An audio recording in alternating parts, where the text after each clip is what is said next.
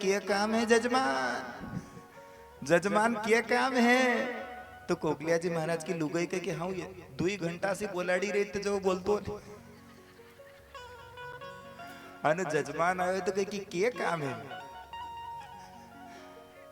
Cochlea जी का थे कई जाने जजमान है बोलना पड़े। अब नारायण जी की बोला तो भीतर तो जाना ही पड़ा। नारायण जी का क्या काम तो पर कैसे कहूं? बोले नहीं पर बताओ तो सही कई बात है। बोले अपना घरे ब्याह है कुंवर बाई रो कदे? बोले बसंत पंचमी रा लगन है। अच्छा अच्छा बहुत अच्छी बात है। तो महाराज से कई काम तो? बोले आपसे यो काम तो कि हमारा ब्याई जी ने जूनागढ़ में नरसिंह मेहता। बोले हाँ। बोले उन्हें कंकु पत्री घालवान जानू तो मैं चले जाऊं मैं चले जाऊं मैं चले जाऊं। कोकलिया जी महाराज की लुगाई कही कि ऐसे समय पर घर क्यों छोड़ो, यहाँ रहो। हाँ यहाँ मरोगा तो कम से कम हो तुलसी को पत्तो तो भी नाकी दूंगा, गंगा जल तो भी पी ले दूंगा, रास्ता में कभी कहीं भी को तो कहां से ढूंढ लाऊंगा। कोकलिया जी महाराज के तू चुपचाप बैठ, तेरे को मालूम है नानी बाई के ब्याह की पत्रिका आज से 25 साल पहले लेकर गयो तो जब नरसिंह जी ने 51 रुपए बधाई दी थी। हाँ अब महंगाई को जमानो है कम से कम 101 रुपया तो दे। हाँ मैं जाऊं मैं चलियो जाऊं मैं चलियो जाऊं। अब कोकलिया जी महाराज खड़े हुए, कोकलिया जी महाराज खड़े हुए और कोकलिया जी महाराज धीरे धीरे धीरे धीरे 3 घंटा में नानी बाई रा घरे आए। अब नानी बाई की हवेली बहुत बड़ी थी। अब नानी बाई की हवेली में आए, दादी साहब के पास गए। बोले दादी साहब प्रणाम। बोले हाँ गुरुजी पधारो बिराजो सा। अब गुरुजी को आसन दिया। पहले सम्मान दिया जाता था ब्राह्मणों को संतों को। जिस घर में ब्राह्मण का संत का आदर होता है, जिस घर में गौ माता को भोजन दिया जाता है, जिस घर में बहन बेटियों को वार त्योहार भोजन कराया जाता है, वस्त्र का दान दिया जाता है, जिस घर में पितरों के निमित्त श्राद्ध तर्पण किया जाता है, उस घर में सदैव सुख शांति वास करती है, उस घर में सदैव लक्ष्मी रहती है और उस घर में कभी दरिद्रता प्रवेश नहीं करती जिस घर में ये नियम लागू होते। ब्राह्मण को आसन दिया। नानी बाई के दादी सासू कहे कि सुनो गुरुजी मारा ब्याई जी है नी जूनागढ़ में नरसिंह मेहता। बोले हाँ पहचानो की? बोले अच्छी तरीका से भाई साहब कैसी बात करो हो। हाँ नानी बाई की ब्याह की पत्रिका तो मैं लेकर गया तो 50 रुपया बधाई दी थी। हाँ नगर सेठ है नरसिंह जी। अच्छा कोकलिया जी को पता नहीं था कि नरसिंह जी अब नगर सेठ नहीं है।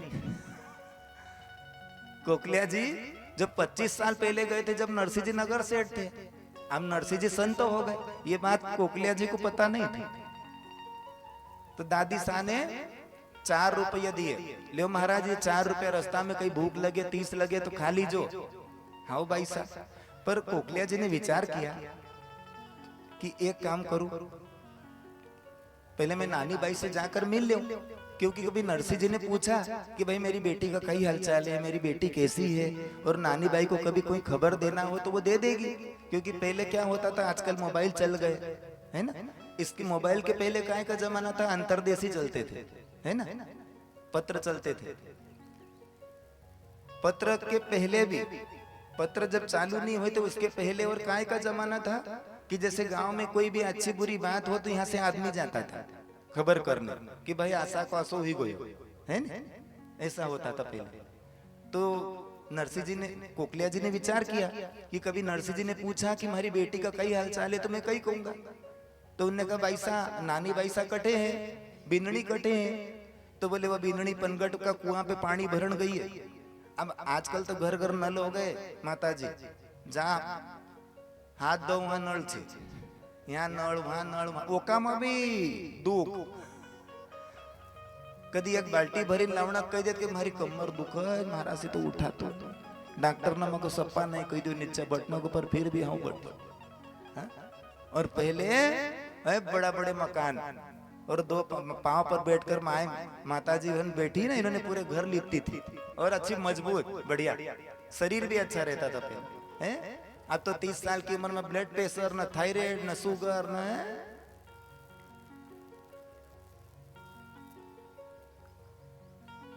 तो नानी भाई 3 किलोमीटर दूर कुएं पर पानी भरने गए। और पहले पनगट की बड़ी शोभा होती थी महाराज। पहले गांव गांव नल नहीं होते थे तो कुएं होते थे, और हर समाज का अलग अलग कुआं होता था, हर समाज का अलग कुआं होता था, और पनगट की बड़ी शोभा होती थी।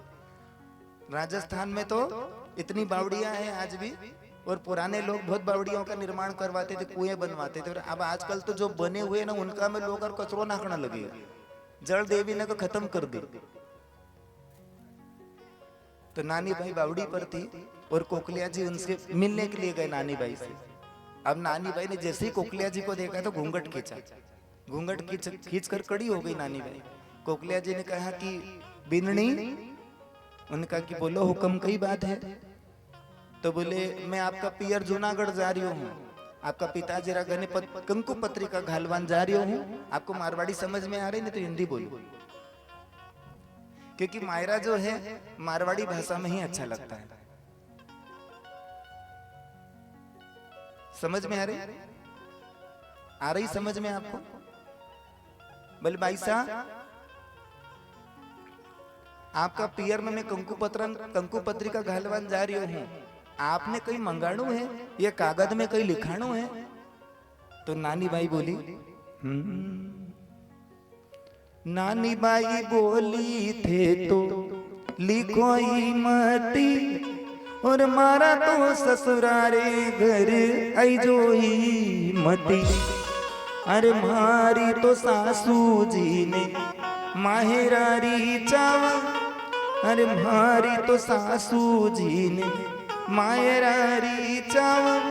अरे मायरो जोड़े तो लेकर आई जो भली बा।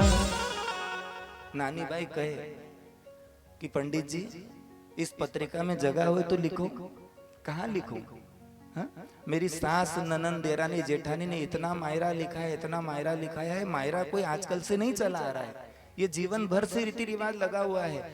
पर जो मेरा मायरा मेरी सास ननंद देरानी जेठानी ने लिखाया है, ना भविष्य में किसी का लिखाया था और ना भविष्य में कभी किसी का लिखाएगा।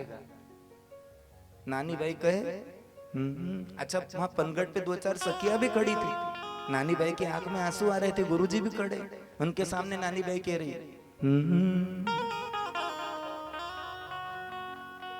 उस सखी मारा मेरा